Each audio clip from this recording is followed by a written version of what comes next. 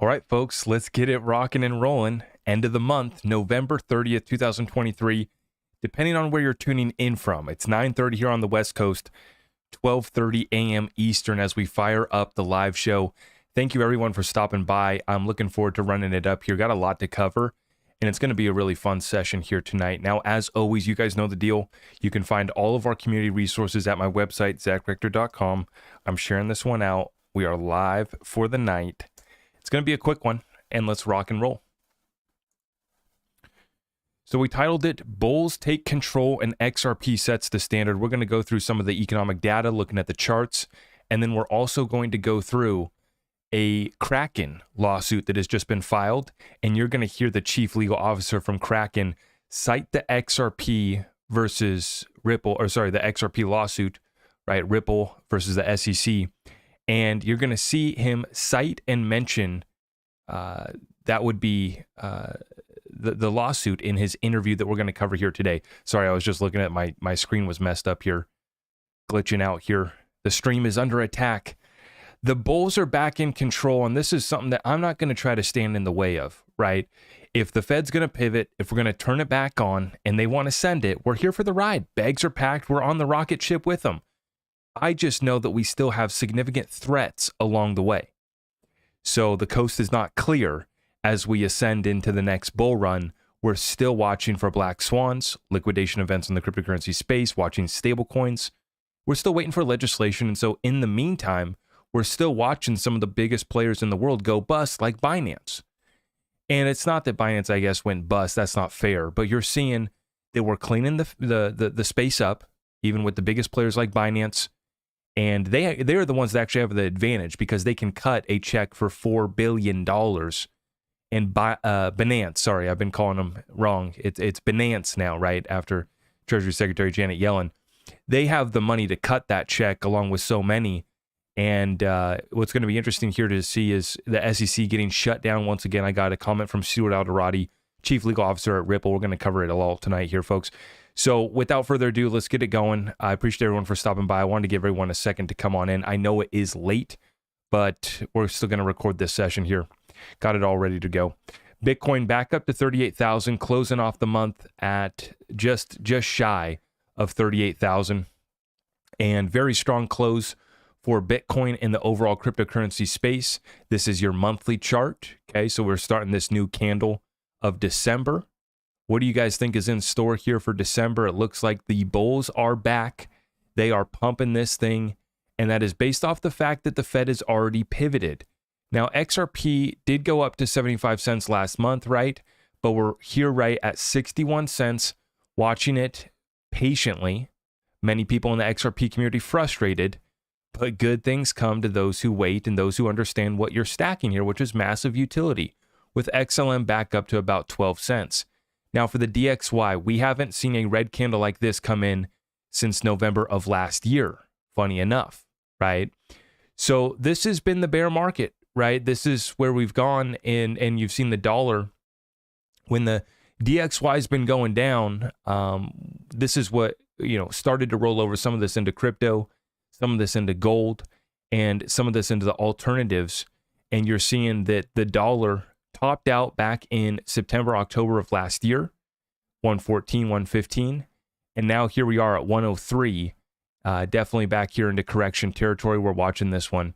Now the bonds continue, had a bad month, back down to 4.6, but it still amazes me that folks are willing to take this deal down at 4.3%, right? These bonds have come back down because more and more people are trying to front run this Fed pivot. And so they're buying bonds now at 5% in anticipation of the Fed dropping rates and then bonds going back down, which they're already starting to do because the bulls are back in control. We're flipping risk on once again. The equities are pumping. I'm going to show you guys what happened with the NASDAQ, and this thing's just absolutely ripping to the upside. Now, we did see that oil did have a pullback last month. We're going to start off the month here at $80 for your Brent crude oil, and we're going to be watching that one. And it was such a strong month for silver, back above $25 per ounce, and for gold, back above $2,000 per ounce. This is the highest monthly close ever in the existence, the thousands of years. probably even longer, I guess. As long as we've had an existence here, we've had our gold, and this is the highest monthly close that we've ever achieved for gold.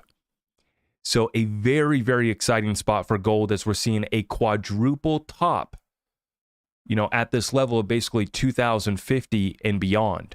So we went up to about 2050 right on the nose last month, and we're starting off the month here at about 2040. Incredible strength for gold and silver. Now, NVIDIA, right? Let me get this out of the way. This is what I wanted to show you guys, is that we had a 25% correction on NVIDIA last year off of the highs. We had a 25% pullback after we hit the all-time highs in August of this year. So we had 2 rough months, September and October. But we did start to pump into November, and we did pump in a massive way, bringing NVIDIA back up about 25%, right? Because we dropped down from about 500 down to here, and then we've gone all the way back up to a new all-time high, about 30%. So a significant move for NVIDIA, significant move for the S&P 500. Look at this. And all of these, right, have already gone into correction. Now we see a little bit of a rally, a little bit of a return to normal, and this might be another leg up to go set a new all-time high for the S&P. They can do that with the Dow Jones back up to about 36,000. Look at that monthly candle. Now, remember, this is the stock market, which doesn't trade 24/7. So we don't even have the December candle printed yet, not until markets open back up tomorrow morning, which is actually not too far away because this is a late night live stream, and it's about 12:30 Eastern a.m., 12:30 a.m. Eastern, and it's about 9:30 here on the West Coast. So we're wrapping this month up, the final hours here on the West Coast, as the time sets here on a historic month for a bear market rally. We see the bulls are back in control. Just showed you guys Bitcoin rallying about 146% off the lows that we hit last year. An incredible year for Bitcoin, an incredible rally for stocks towards the second half of this year. And the bulls have taken control as the Fed has already started to go soft, has already given us 2 pauses. Expectation is another pause and more dovish sweet talk to the markets. And even though the data is not good, even though Main Street's getting killed, as I've been saying, Wall Street and the bulls and FinTwit, financial Twitter, is as happy as a clam because the stocks are going back up. Their portfolio's going back up. The Robinhood traders are making a little money on their allowance.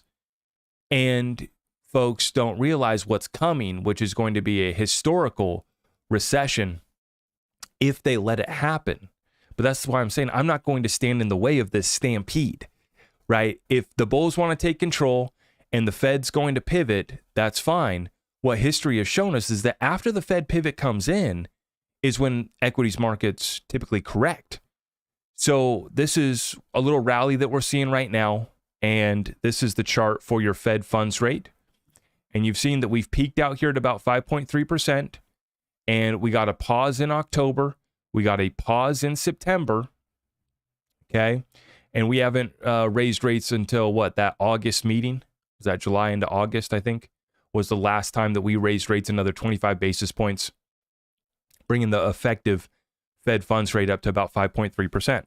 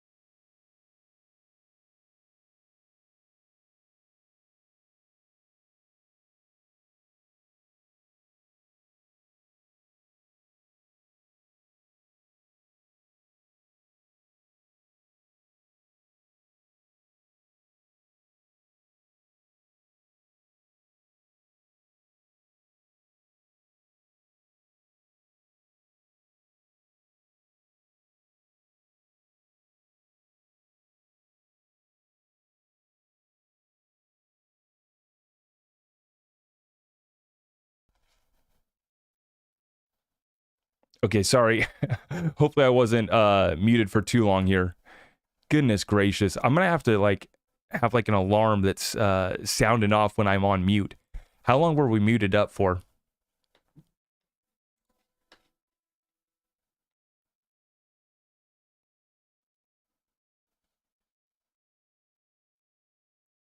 Singularity, I appreciate the 5 spot.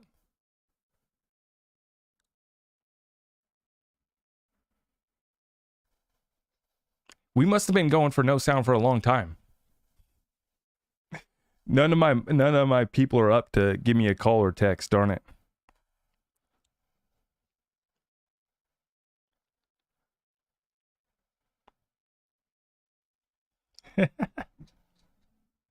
Oh my gosh, I'm so over this, man. How is that possible? Cheers, everyone.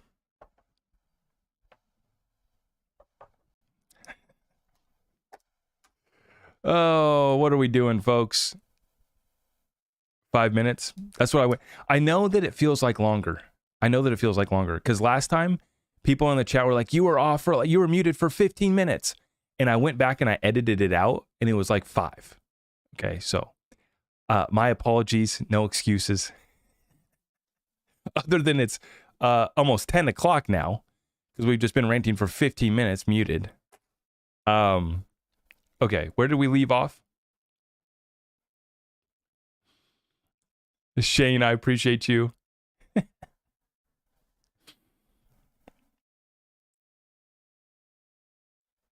I don't even know why I muted. Why? I didn't even play a clip.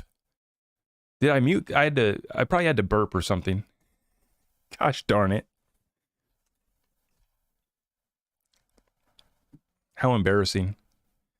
And I swear, the last time I muted myself too, I went off on an epic rant. And I was just going off too. I was just getting into my rhythm, getting warmed up. Taking our first sips of the adult beverage. Unbelievable. This is what happens when you do live shows. This is why everybody else does little videos that are all edited up and clipped up. I do too. But I like to go live. I like to have fun with you guys. Let's get it rocking and rolling again, folks. Are you kidding me? Gosh darn it. So frustrating.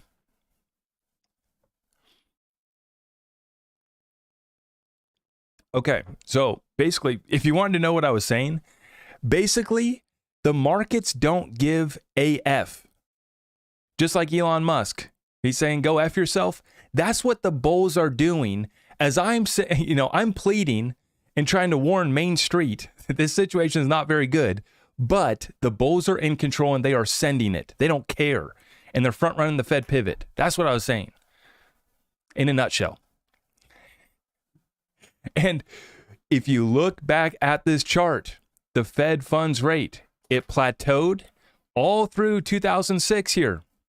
They plateaued this thing before they collapsed it, and that is when we were entering into recession, all through 07, all through 08, and we were here for a few years. Yeah, we were here for a few years before we brought it back up in Trump's term, okay?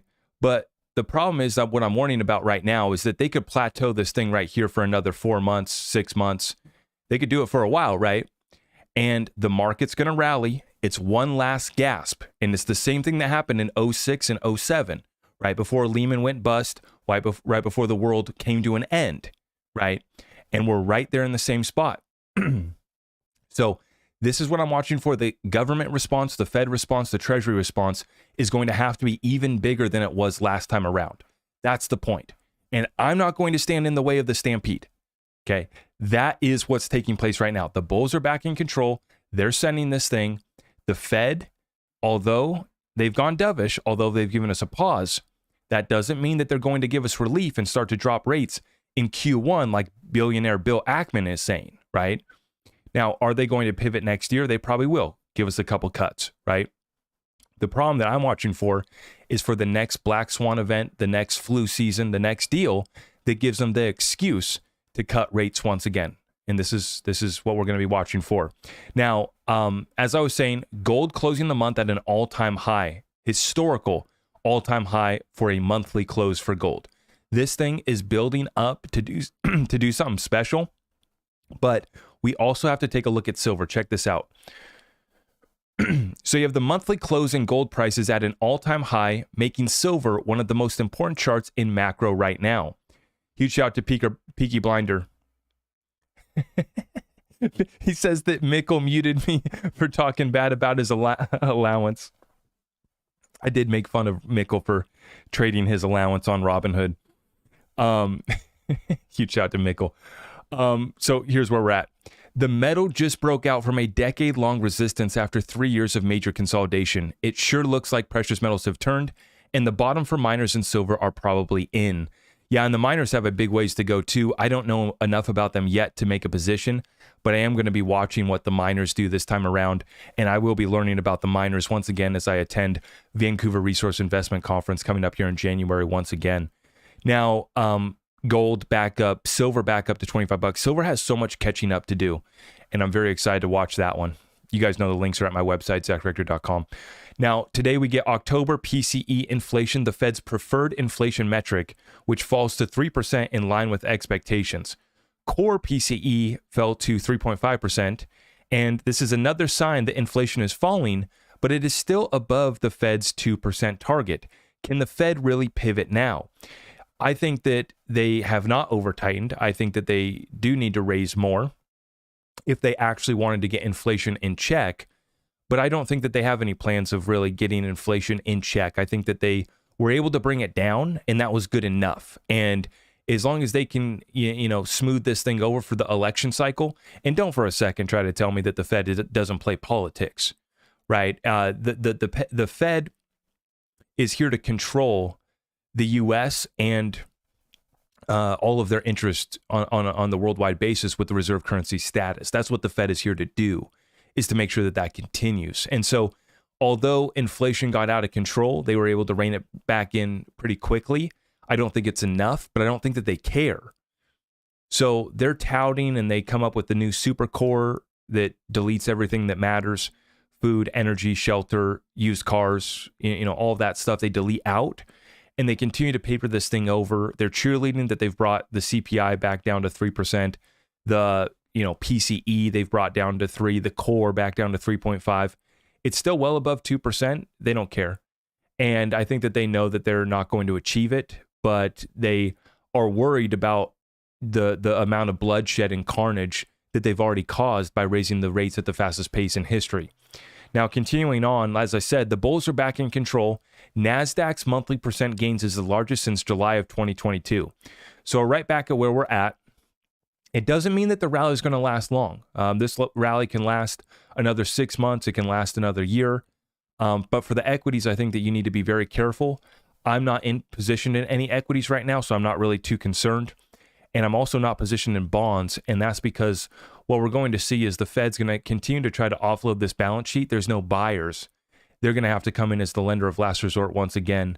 And EJ Antoni shares this: MBS holdings at the Fed saw their typical end-of-month decline, dropping $12.6 billion and down 10.7% from the April 2022 peak. Just as the purchases distorted the housing market, the sales are returning to things to normal, like sobering up. And the markets aren't ready to sober up. The markets are excited to see Fed Chair Jerome Powell come back with another keg refilled, come back with another, refill. That is what the markets are here for. That is why we are pumping right now.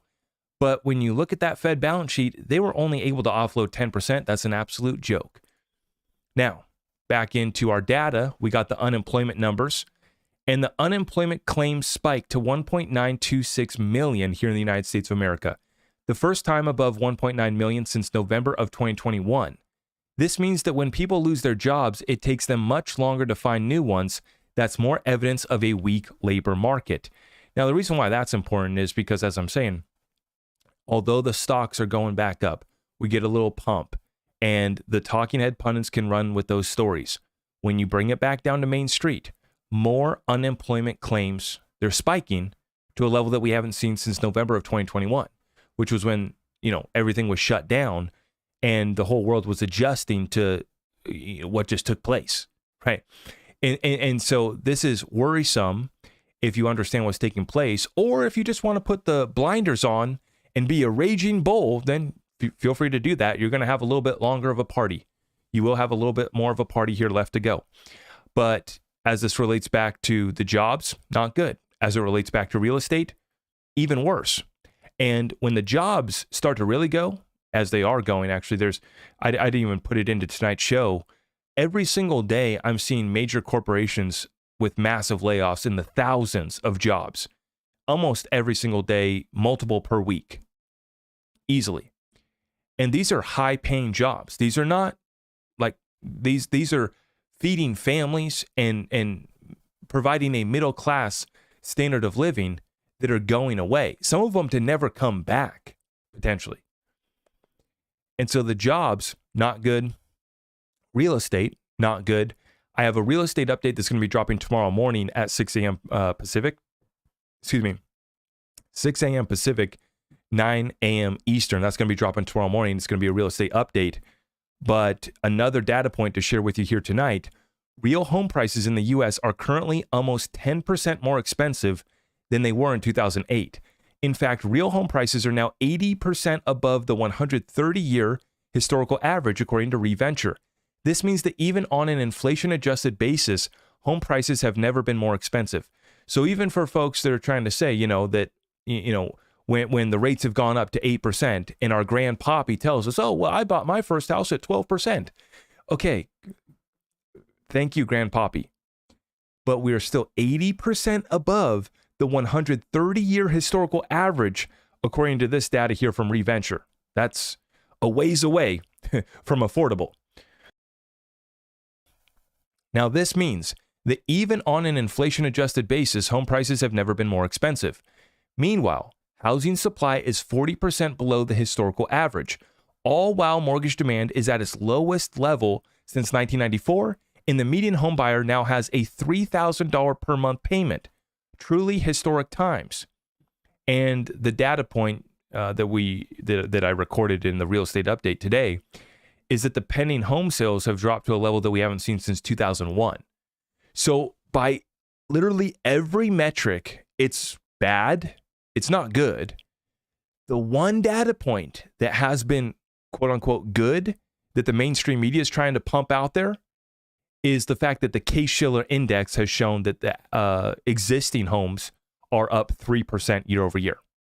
So existing homes are up 3% year over year. New home median sales price is down 18% year over year, a level that we haven't seen since the 1970s. And the pending home sales is gone down to a level that we haven't seen since the data started getting recorded in 2001. So it's the worst we've ever seen.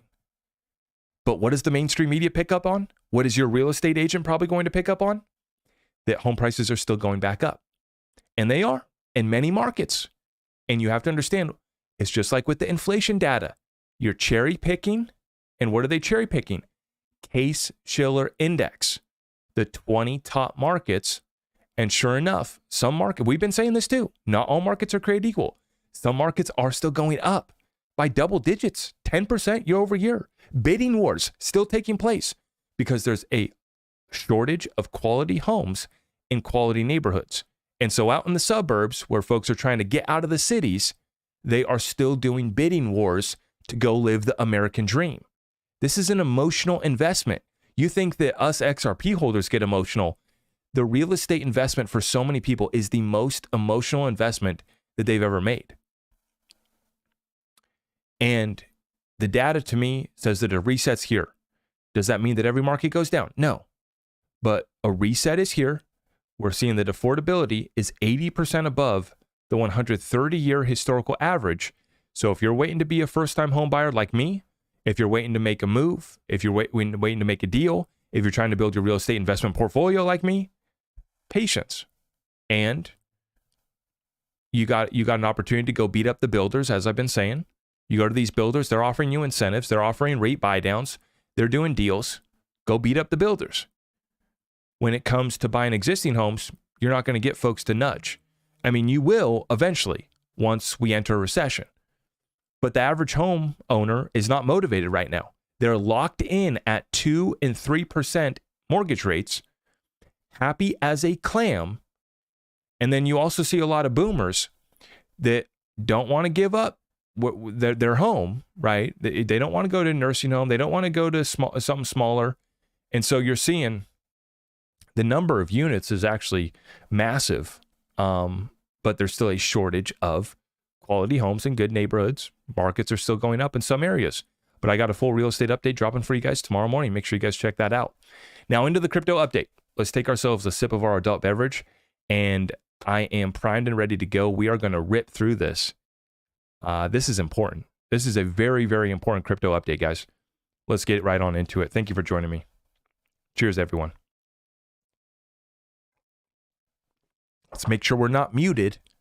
Goodness gracious. Okay, let's rock and roll. What we see here tonight is Steven Arioff responding to Charles Hoskinson. And he says, I'm baffled why there is this exchange. And he's talking about Charles kind of talking crap to the XRP community. He says, speaking for myself, I invented the utility token and the ICO for Ethereum. I believe that the ICO was an unregistered sale of securities, as it does not appear that the structure I put in place was respected. The ramifications of this are a set of dominoes that are extraordinary, but I'm concerned with government corruption, and there is no justification for him in giving the Dow report or the free pass. None. I will give plenty of reasons why they were unjustified. Frankly, one does not even need proof of wrongdoing, as they don't even make sense on their face. Ripple was one casualty in this bigger plan. So in that sense, this wasn't just against Ripple, though it makes it much more serious, as these actions were against virtually all of crypto, and importantly, have ramifications beyond crypto, which is even more important. Think, people, think. And that is why it's so fascinating to see guys like Charles that just won't acknowledge the Ethereum free pass. Anybody who cares about crypto should be acknowledging the Ethereum free pass. If you care about capital markets in the United States, free market capitalism in the United States, you should care about the Ethereum free pass. If you care about just having a country that doesn't turn to a corrupt third world disaster, you should care about the Ethereum free pass. And now we're seeing firms are having to put up a defense. And so I'm going to play a clip right now. This is Kraken's chief legal officer addressing the recent SEC lawsuit against his exchange. And I want you guys to listen in because he brings up some great points. The SEC has already taken massive losses, and he specifically cites the Ripple versus SEC lawsuit and the precedent with XRP, and the fact that Judge Torres in the Southern District of New York has already deemed that these transactions on these exchanges are not a security, even though the SEC tried to get interlocutory appeal, denied, smacked down, and put back in their place. And every single American needs to care about this. This is much bigger than crypto, much bigger than XRP, much bigger than Kraken. And Kraken settled up for $30 million for their staking platform. And they thought that the SEC was going to leave them alone. Oh, God, no. Absolutely not. That's not how this mafia operates. If they don't get their way in Southern District in New York, well, they just go call up their buddies over here in San Francisco and they file it over here in California, which is exactly what they've done now against Kraken. Kraken settled up and thought they were good, shaked hands, good to deal, good to get back to business. Psych. Not even 1 year later, another lawsuit. Listen in here, though, on the chief legal officer of Kraken. This is a nice little interview. I'm just going to play a few minutes here. Last week, the SEC filed a complaint against Kraken, alleging that it operates as an unregistered security exchange, broker, and clearinghouse. This is the second time the SEC has filed a complaint against the company this year. Tell me about it. Yeah, so the SEC alleges that that Kraken is a exchange, clearinghouse, and broker-dealer for investment contracts. None of those things exist. There's no such thing as a broker-dealer for investment contracts, or an exchange for investment contracts, or a clearinghouse for investment contracts. It's entirely hollow, made up by the agency. And there is no investment contract, right? You are giving the platform dollars. They are giving you XRP. They are giving you whatever underlying, asset there is. That underlying asset is not being packaged up in any sort of investment contract. It is just that simple. This is the Howey test that goes back for about 80 years of precedent. but they're trying to make up the law as they go. So we disagree, as you can imagine. We plan to fight the complaint. We look forward to telling our side of the story soon. We'll respond to the complaint. But maybe more importantly, we think it's bad for policy for the United States. From a global level, and Kraken is a global company, we're seeing countries all around the world put together fit-for-purpose regulatory frameworks for digital asset companies, for exchanges like ours, that take into account the unique risks, the unique mitigators, all of the elements that you should be taking into account when you create new law to regulate a new industry. U.S. hasn't done that. Thankfully, there are those in Congress who are working hard at that, and we applaud the effort. We're not sitting here saying don't regulate. Now, one thing I want you to pick up on is just how calm he is. I picked up on that right away. So this guy, he's maintaining, calmness. He's explained the case very clearly. I think that Kraken has a very, very strong case to be made here. Regulate us. Don't let the laws apply to us. That's not what we're saying at all. We are asking for a regulatory framework that makes sense for the crypto ecosystem, for users, for the people that use Kraken. Obviously, you can only tell us what you can tell us, but what kind of do those next steps look like? Is there a general trajectory for a case like this, or is it kind of on a case-by-case basis? Regulation and enforcement actions in crypto they really have been top of mind, and I think it's kind of all coming to a point heading into 2024. So how do you expect to see this play out? Well, we think by and large it already has played out. This played out in the Southern District of New York in... Well, your fight against the SEC, Kraken's fight against the SEC. Yeah, absolutely. That's just what I'm saying. We think that by and large this story has already been told in the Ripple case. Judge Torres in the Southern District of New York, a highly influential court in the United States, already ruled that these transactions, these on-exchange transactions, should not be considered securities transactions. We agree with that decision. It was a sound one. At this point, the SEC has had a chance to tell its story in a complaint that it filed in another district in California. Kraken looks forward to being able to tell its side of the story very soon. As these things tend to play out, there'll probably be some time, maybe a few months before we're able. It's exactly what you want to hear from your lawyer.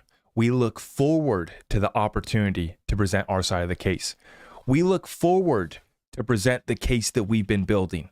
We are so excited, right? And maybe he doesn't say we're so excited, right? But that's what the vibe that I'm picking up on, right? Is, hey, if this is what it's going to be, if we're going to have to go to war, then let's meet on the battlefield. And we love our chance against you. We love our chance with the good guys and gals on our side versus what you guys got over there. We will see you in court. It had to be this way. I'm really thoroughly impressed with this guy. Able to do that, but we look forward to it, and we do intend to fight back. You seem very cool about it. What's a top concern regarding the SEC lawsuits? I mean, the SEC's not been doing well this year in lawsuits with crypto companies. It's generally been a very positive year, and markets have... Notice how they mentioned the XRP case first, right? It was like they had it primed and ready to go, right? The first loss that the SEC has taken, that XRP case, then they mentioned Grayscale, and now they're talking about Bitcoin rallying, right? So everything that the SEC's been trying to do, they've been getting shut down, and crypto is rallying on top of that. Love to see it. Have not reacted negatively to lawsuits like this. What is your top concern? Yeah, right now my top concern is for good policy in the industry. What we're seeing today, Congress has called regulation by enforcement. And that's because Congress has taken great strides to put new law on the books, but good policy takes time. And one of the chief complaints of those working in Congress to put new laws on the books is that there's a federal regulator out there who is taking advantage of a lack of law on the books and trying to push through novel legal theories. Kraken disagrees with those theories, and we intend to dispute them vigorously. Novel legal theories that they're trying to take advantage of, and they're taking advantage of gaps in the laws and coming up with novel theories to try to force, regulation through enforcement. And that's why it's so important what we've been doing here in the XRP community. See, folks thought this was about a buyback. No. Folks thought this was just about XRP. No. No. And folks think this is just about cryptocurrency or capital markets. No. And just the SEC? Absolutely not. It's all of the three-letter agencies. The bureaucracy beast is what I call it. This is what we're up against. And meanwhile, all these people came at us and attacked us for building a case. Charles Hoskinson called us crazy. They all called us lunatic, whack job conspiracy theorists until they get sued. And we have been vindicated on all of this. As Steven Narioff in the post that I just shared with you guys admits himself that what Ethereum did was an unregistered securities offering with an investment contract tied to it. It doesn't mean that Ethereum was the security. It means that the ICO, the investment, you pay us Bitcoin, and the sooner you pay, the better deal we're going to give you. You give us 1,000 Bitcoin, we're going to give you 10,000 Ether, or whatever the deal was, right? There was a real investment contract. And it's very clear that these exchanges don't have an investment contract with either side, right? They are selling a commodity. They are selling an asset. Is the asset a security? No, it doesn't meet the definition of a security ever. What meets the definition of a security is when the underlying asset gets packaged up in an investment contract that meets the Howey prong test. So simple. But the SEC, obviously, they don't care. If they lose in the Southern District of New York, well, let's just take it to the West Coast. Let's go woke with it. And let's find some corrupt judge that'll maybe give us a little victory. And the thing is, if Kraken can win this case in California, that just shows you how far gone and how far over the line the SEC has truly stepped. And as Stuart Alderati highlights here today, he says, today's Wall Street Journal, quote, the Supreme Court has repeatedly ruled against the SEC in recent years. The SEC is anything but infallible. It is bloated, broken, and beleaguered. Don't be intimidated when they come knocking. Absolutely. And that's what I'm seeing right now from Kraken. They said, oh crap, we screwed up. We cut these guys a check for $30 million only to get backstabbed less than 10 months later by the same regulator that is just trying to come up with novel law, force their hand, and extort you for money. They don't care about law. They don't care about protecting investors. God, no. They care about protecting the incumbents and extorting you for as much money as they can get. And, what was so funny is how left out they were. It's almost like they had to make up for being left out of Binance, which they still are saying that they have a case to be made against Binance. But it was so clear just how left out they were with the Department of Justice, with Treasury, Janet No-Telling yelling up there, calling it Binance. And Gary's up there watching, and he's probably thinking, gosh darn it, right?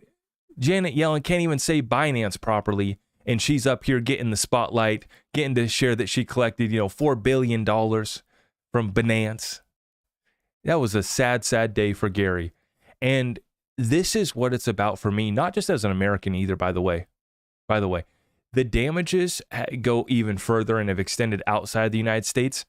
But you guys are up against the fight in your countries as well, too, for the international audience, which we maybe have a few international folks in the chat tonight, since we are live streaming at 10 o'clock on the West Coast, 1 p.m. Eastern. It's probably dinner time in Australia. Let me know in the comments where you guys are tuning in from tonight. Now, I also wanted to address a little bit of FUD, and this is the silly stuff that we've been talking about and we've been up against here in the XRP community for a long time. It's nothing new, but I thought that it was good to highlight this just as an educational point to be made for the community. So I had shared my video yesterday, and you guys saw this 500 partners just confirmed, including Bank of America. XRP being used as a bridge currency. Utility being unlocked after legal clarity. XRP ready. And this was an intro video for last night's live stream. Okay. And this guy, Carmine Soprano on Twitter, asks, so why no price action if it's being used? Well, of course, Dark Horse tries to jump on this and tries to get smart with it. He says, just because 500 businesses or payment services are using the XRPL doesn't mean price action increase. Okay, first point, let's stop that right there. Nobody said that all 500 of their partners were using the XRPL. In fact, that's the whole point, is that most of them aren't using the XRPL. And the other point that I've been making is that we have no idea how much XRP they've acquired over the counter in options contracts and pre-allocation contracts. We have no idea. So that's the whole point, is that, yeah, they have 500 partners and only about, 25% of them are using XRP on-demand liquidity. And I think that they said that about 50% of Ripple payments is now going through ODL XRP. So that's the whole point, is we are getting in early before these partners and institutions and banks start to provide liquidity using ODL. That's the whole investment opportunity. And nowhere did I say that those 500 partners are using XRP. That's not, you'll never hear me say that. In fact, I've made it very clear to try to educate my audience that only about 25% of RippleNet clients were using on-demand liquidity. And that's what Brad Grindhouse told us before they rebranded to Ripple Payments. So, okay, first point of clarity right there. And then I struggled to even read what the heck this guy's even trying to say. They have XRP net zero stabilization neutrality on all ODL transactions. What does that even mean? Seriously, what are you talking about? Are you saying that they can get in and out of XRP? They can use XRP without having to own XRP. I don't get what that means. They have XRP zero stabilization neutrality on all ODL transactions. What are you talking about? And these guys know that it gets them attention. And so that's why they share these FUD points, even though they're confused about the facts. They have no idea what they're talking about. And they can't even put together a sentence in English. And the final point is just stupid. People need to stop looking just at Ripple for answers on the XRPL. Well, we're not just looking at Ripple, right? Our community, we're all looking at all of the developers on the XRPL, and we're all here to support anybody who's bringing value to the XRP ledger, right? As I've always said on my show, you don't need to pay me. I'm not here to shill any projects. I don't have sponsors. If you're building real utility, you have a spot on my show for free. Let me help get eyeballs on the value that you're bringing to the XRPL. That's what I'm here to do.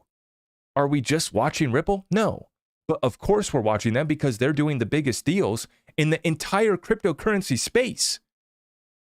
Out of every fintech company out there, Ripple stands on the top, getting real deals done, getting real adoption. And that's the whole point, is that they have 500 partners and not even half of them are using XRP yet. That's the investment opportunity. By the time the deals have been announced and everybody's using XRP, well, you have already seen price action. That's the whole investment thesis. So sometimes, we got to address little FUD points. And you see these guys, these regulars, they build their whole platform off of trying to create XRP FUD, and they hate on XRP to get attention. But what's the common denominator, as we've always found out with these guys? They all of them, have a little moon bag of XRP. They got a little baggie of XRP because they just can't help themselves. As much as they hate on XRP, as much as they spread FUD, they just can't help themselves. They have to get a little moon baggie. They got a little stack. Silly little guys. Meanwhile, this is what's so funny. Little Twitter bros. I call them Twitter talking heads. Meanwhile, what the heck is R3 talking about? They're still talking about XRP. In fact, they mention XRP first. Listen to this one, folks. R3 giving a Corda-based token XRP digital currency class. So they're giving a class here on how to use their Corda Settler platform, which is a blockchain agnostic platform. But as you recall, R3 chose XRP to be the first settlement currency on Corda Settler. Now it's blockchain agnostic. Now they do like XDC. They like all the chains. They want to be blockchain agnostic. But listen in closely. This is just a 20-second clip where they specifically mention XRP for settlement first. Use the fiat currency, which again, let's say you want to have GBP as your base token type. You can use this inbuilt utilities. You can also use this digital currency class, which let's say gives you instances of, let's say, XRP, Bitcoin, Ethereum, and so on. Use the fiat currency. Mentions XRP which, again, first, guys. This is not a game. This is not a joke. These guys want to make memes on Twitter. They want to be slick, little TikTok and Twitter talking heads. The fact remains is that no one even gets these caliber of partnerships to even consider partnering up with the crypto company, let alone getting them to actually use the token. This is what Ripple's doing. And so Ripple's spearheading adoption of the XRPL ecosystem. On top of that, we're watching all the other developers too. When the other developers build something cool, that's great. We give them respect. Huge shout out to Vet, right? One of the best in the space. A validator on the XRPL who is engaging with the community. He's on Twitter with us. He's one of us. This is what makes XRP so great. It truly is decentralized, and we have regular guys that are helping to run and validate this on top of what Ripple and the top brass are doing at the very highest levels with central banks around the world. Now, I wanted to share this one with you guys from Not Financial Advice Crypto. Is this just a crazy coincidence? On September 8th, 2009, CNBC reported that Brad Garlinghouse was hired to run AOL. But listen to the segment that directly follows. Quote, "Is it time to ditch the dollar? The United Nations calls for a new global currency. So could this herald the biggest overhaul of the world's monetary system since World War III? I mean, what are the chances? Is this just a coincidence, folks? You guys listen in and let me know." And AOL has hired former Yahoo executive Brad Garlinghouse to run the company's email group and beef up its presence in Silicon Valley. Garlinghouse might be best known for calling attention to major problems at Yahoo in a 2006 internal memo. That paper was referred to as the Peanut Butter Manifesto because it claimed the company had spread itself too thin. Since then, Yahoo has changed CEOs twice. Since leaving Yahoo last year, Garlinghouse has been an advisor at private equity firm Silver Lake Partners. And coming up, is it time to ditch the dollar? The United Nations calls for a new global currency. So could this herald the biggest overhaul of the world's monetary system since World War II? And AOL has hired former Yahoo... Folks. What have we been talking about? You guys know the deal, right?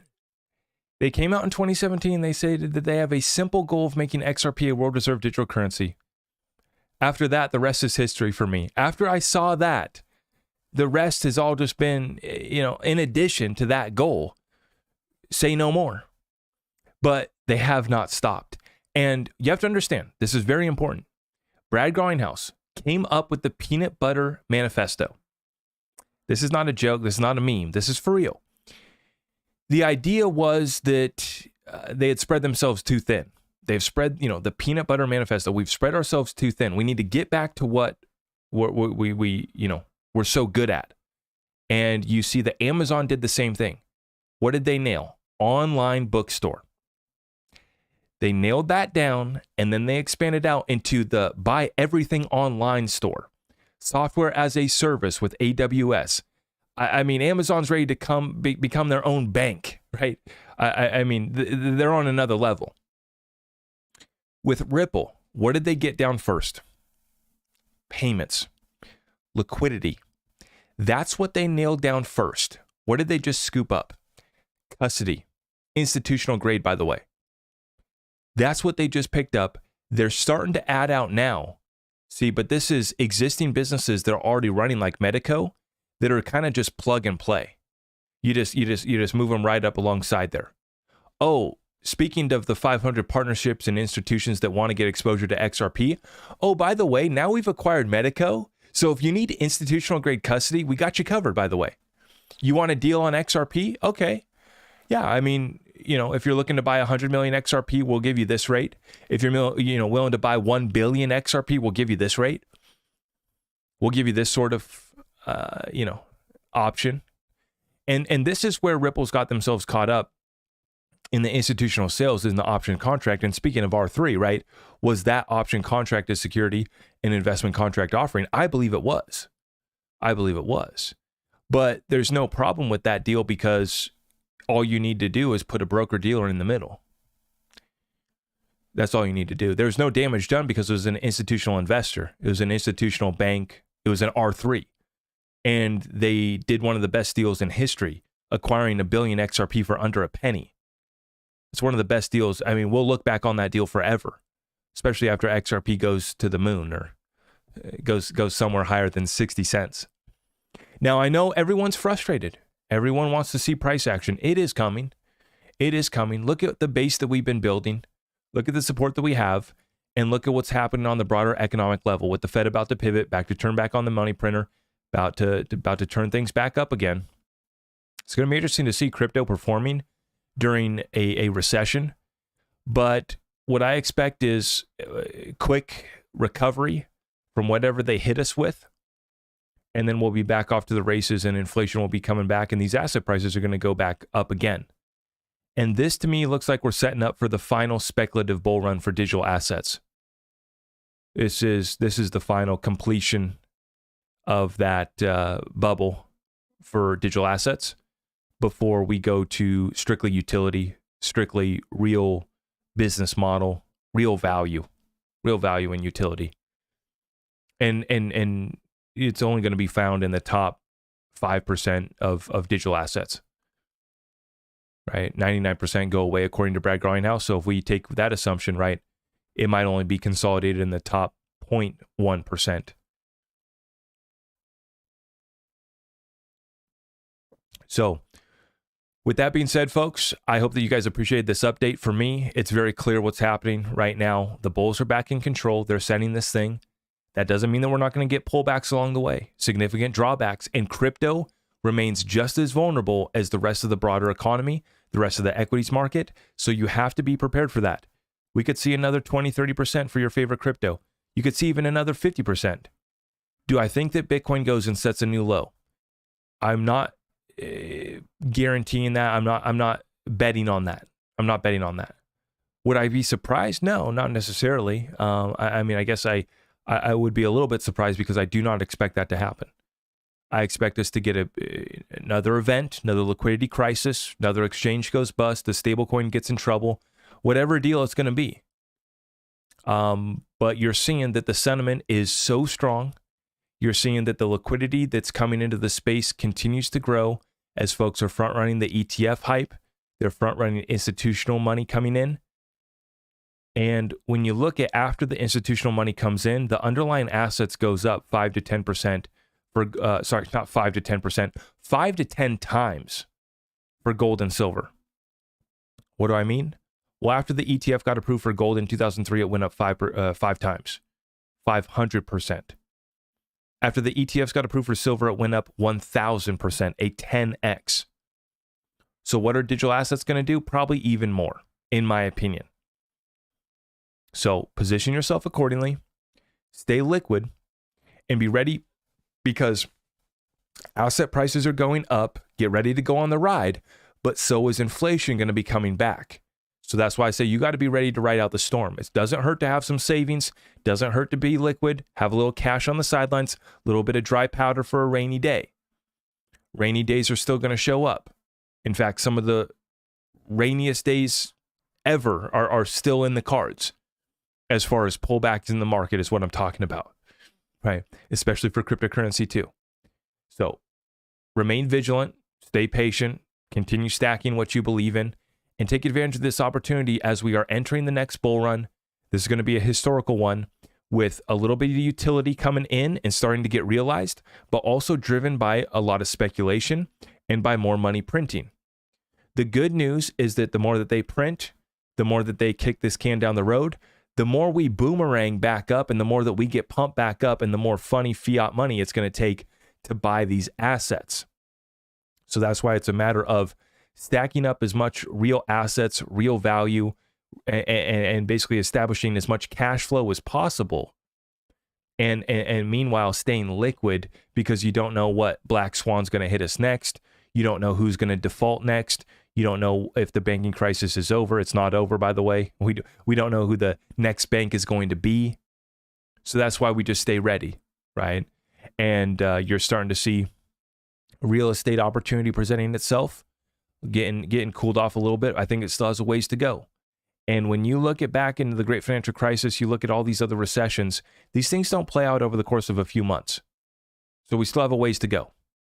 Stuart, my good friend out in Australia, Zach, keeping people grounded, sit back and watch the movie. Stuart, isn't it unbelievable what we're watching right now?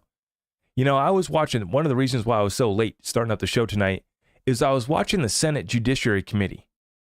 And I was watching about 7 minutes of complete chaos as they denied some senators the opportunity to share their thoughts, you know, speak their mind on some of the nominees for some sort of nominations that were taking place, some sort of judges that they were trying to elect.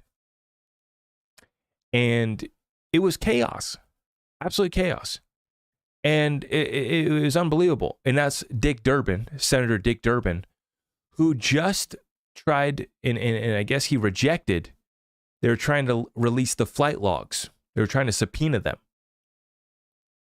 And so there's a whole deal that's happening right now. And the DC drama is unbelievable. I could do another hour show just on the DC drama.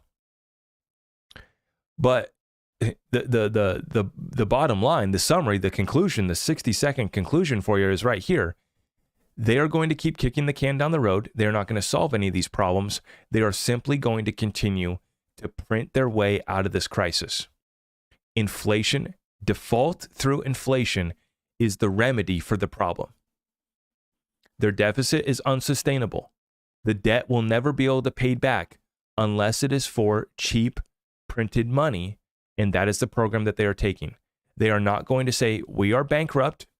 As I covered in last night's show, Nottingham, UK, one of dozens of cities within the UK that have declared themselves bankrupt. That's not going to happen over here in the United States. They're so busy with what they're doing in the DC drama right now. They're nowhere near solving any of this, let alone coming to the table and admitting that they can't pay their bills. Instead of admitting that they can't pay their bills without harming Americans, they're going to go print the money, and they don't care. They don't give a damn about harming Americans. And what it does, what's happening right now, is it's inflicting more pain to other countries around the world. Other countries around the world are struggling to get off the dollar. This is why you're seeing countries that are talking about going to gold back, talking about joining BRICS. They're still accepting dollars. They're still issuing new debt denominated in dollars. They're issuing sovereign debt denominated in dollars because they can't get away from it. They can't cut the addiction. Now, they haven't been able to because the solutions haven't presented themselves and they haven't understood the solutions. Now they're beginning to understand. We have commodities and we have DLT. You merge those two together. You tokenize the commodities and you bring them to the world on a level playing field, or at least bring them to the world and bring them to the marketplace. You have yourself an opportunity. Is the playing field truly going to be level? I don't know if it ever truly gets level, but it's starting to rebalance. And all I've been saying is that I want to see these other countries ditch the US dollar, get away from our abuse of the US dollar reserve currency status. Please. I don't care if our standard of living has to go down a little bit. I don't care if it's going to hurt us. Rip the damn Band-Aid off. Stop wasting trillions of dollars in wars overseas. Bring our troops home. We are bankrupt. Stop with the, what do you call it? We're sending, what do you call it? Why am I blanking on this right now? The foreign aid. I just watched another visualization of the foreign aid. since 2020, or sorry, since 2000. Unbelievable the level of foreign aid that we are now at. We're just bailing out everybody every single year. We're sending billions of dollars all over the place. And does it make a difference? No. No. Does it protect our investments? Yes. Does it protect our military industrial complex? Yes. Does it give them something to do? Absolutely. And the foreign interests that have hijacked this country are our enemy, are the enemy.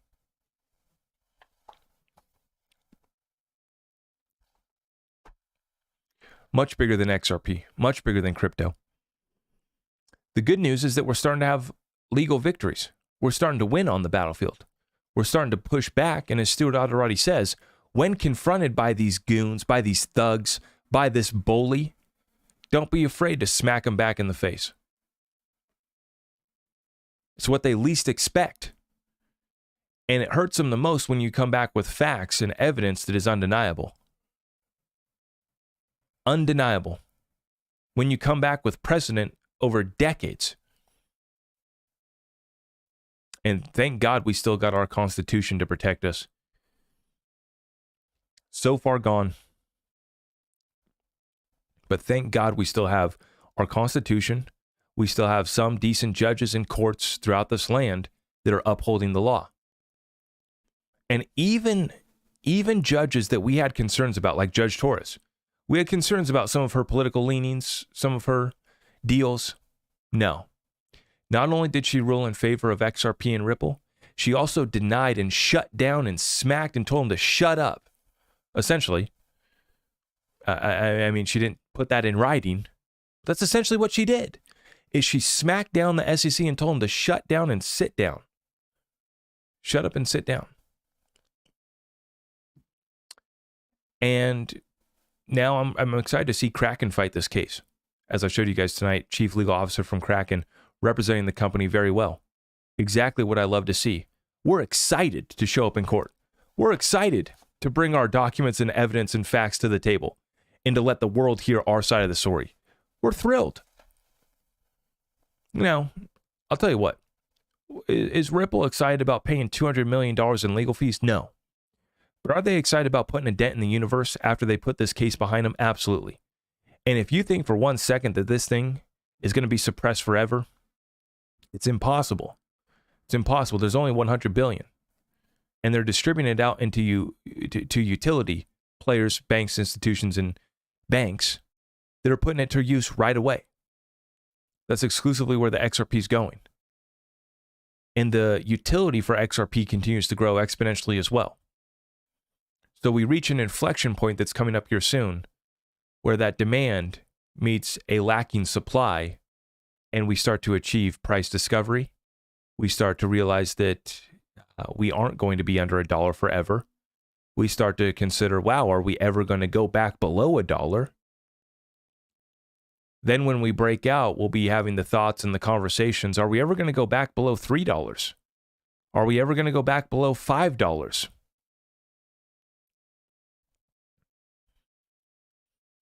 And for our community, what I'm so excited for is that we've positioned ourselves accordingly. Not only did we stack these assets, we stacked up our silver, stacked up our XRP. You guys have plenty of other investments as well. But you guys have been taking advantage with your businesses. You guys have been getting a raise at your job, taking on more responsibility. I talked about this last year. We're entering tough times. Do whatever you can to get a raise at your job. Start your side hustle. Scale up your business. Understand the real estate asset class. And this is what we've been doing. Right now, and I'll tell you guys this too, I was looking at Link2. The deal did not last long. Let me show you guys what I'm talking about. The deal did not last long at all. It's already back up, guys. Every time I've been checking this over the last 24 hours, it's been climbing back up steadily. And we're talking about Link2. So when you take a look here at Link2, they're offering Ripple shares at $42. This was under $40 per share just one day ago. And we're already climbing back up once again. Now, when you spend over $10,000, you get share price back down to 40. So they're no longer below $40 per share on Link 2. This is the reality, folks, is that these deals are not lasting long. And I got the link for Link 2 down below. If you're new to Link 2, if you're an accredited investor and you're new to Link 2, you sign up through my link on down below, you're going to get $500 towards your first investment. Now, you don't have to invest in Ripple. They have other platforms. They have other Uphold. They have other companies as well. PolySign, some of our other companies that we find very interesting. With this Ripple thing, I've been talking about how this valuation I think is underpriced and how the deals aren't going to be lasting long when XRP dips.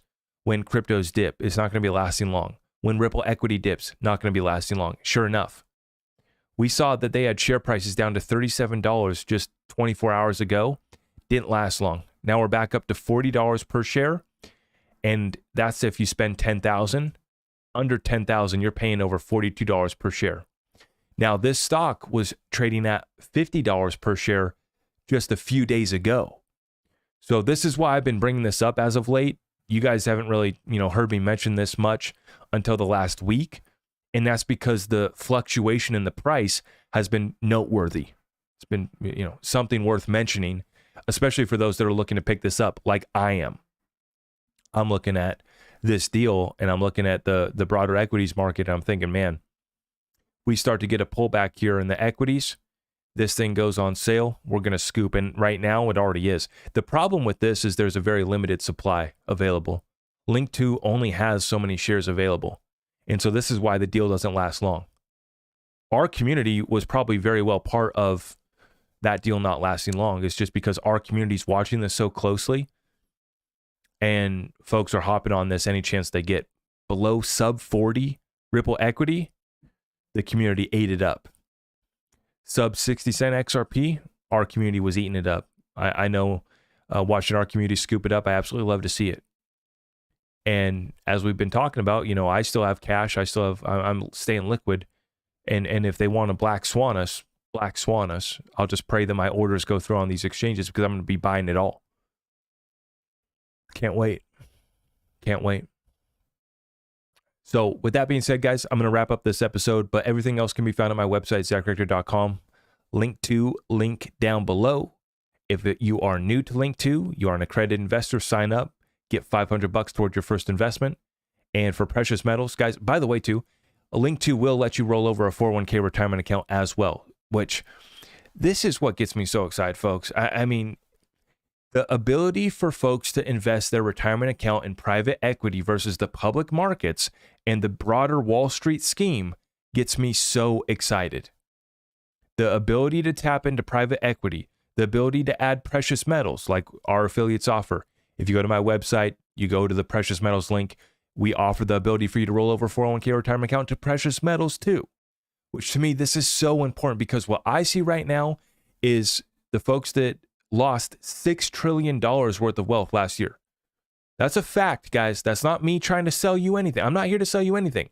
I am stating facts, and I hope that I can educate my community so that we can save our bags and we get on the right side of this transfer of wealth. Because I'll tell you what happened last year as far as wealth transferring. Americans lost 5.9 trillion. Nearly 6 trillion of wealth was lost, and it was mostly in equities, retirement accounts, and in real estate. I'm trying to prevent that. And these alternatives that are presenting themselves are absolutely beautiful. Democratizing finance, democratizing investment opportunities, trying to bring it to folks that otherwise wouldn't have that opportunity. And you look at what the Wall Street scheme would have got you in. The 60-40 portfolio had its third worst year last year. Bonds, which make up 40% of that 60-40 portfolio, Wall Street's favorite program for you, bonds had its worst year in history last year. Meanwhile, when you look at these private market deals, when you look at the IPO hype that's going to come back, in my opinion, this next bull run, this is when Ripple's probably going to go public, is late 2024 or 2025 after the bull run is already well underway. You might have an opportunity. I'm not here to throw out any expectations. I've already covered my predictions, my thoughts on where this thing could lead. I've already compared this thing to the trillion-dollar market cap stocks like Amazon, Tesla, Google, and others. And I just argue, why not? Why not? And I'm not just saying that to say that. I look at this implied valuation that doesn't even account for the XRP that they have in escrow, and I look at that and I know right away that you have a discounted share price. So take advantage of it while it lasts, folks. Everything's at my website, ZachRector.com. We'll be having another Discord weekly call this Saturday. And so get tapped in with us. You sign up through Patreon to get access to Discord. And the deal that we are running now through the end of the year, you have 1 month to take advantage of this. When you sign up for 1 year on the Patreon, you save 13% and talk to your tax professional or accountant about writing off the cost of your Patreon membership as a legitimate business expense. Take advantage of it, guys. You got 1 month to make that move. By the way, if you haven't already, you should be meeting with your accountant. You should be meeting with your tax professional. You should have some sort of plan here to reduce and mitigate your taxes. You got 1 month to change your tax situation. So if you need another write-off, you can write off the Patreon. You can write off a one-on-one session with me. Take advantage of it. Make sure you speak to your tax professional. And I will see you guys in the next one. I appreciate everyone for stopping by. Real estate update drops tomorrow morning at 6 a.m. Pacific, 9 a.m. Eastern. I'll see you guys in the next one. God bless you all.